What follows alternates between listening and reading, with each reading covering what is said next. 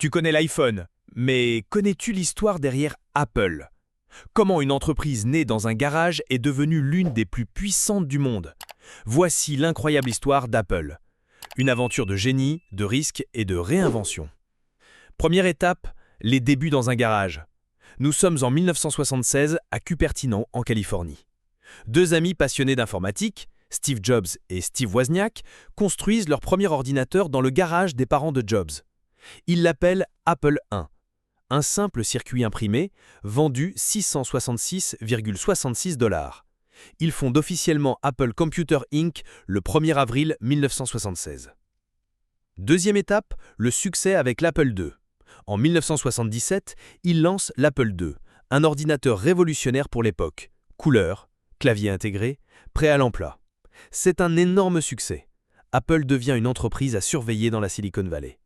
En 1980, Apple entre en bourse. Résultat, les fondateurs deviennent millionnaires.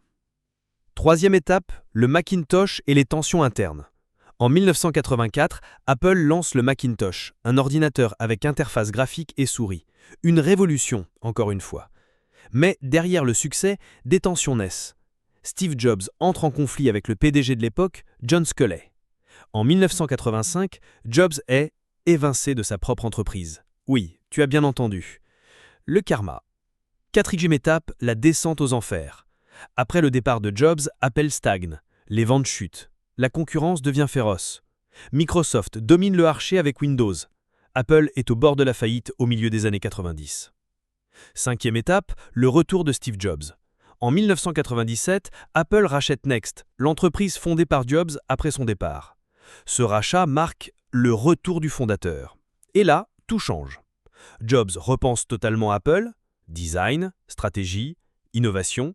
En 1998, l'iMac, puis en 2001, l'iPod, qui change la manière d'écouter la musique. En 2007, l'iPhone, le smartphone qui change notre quotidien à jamais. En 2010, l'iPad, encore une fois un nouveau marché. Apple devient une marque cool, design, puissante. Après la mort de Jobs en 2011, Tim Cook prend la relève et continue de faire d'Apple un géant. Leçon à retenir, l'histoire d'Apple, c'est l'histoire d'un rêve devenu réalité. C'est la preuve qu'avec une idée, du courage et de la vision, on peut changer le monde. Et toi, quelle est ta révolution à venir ?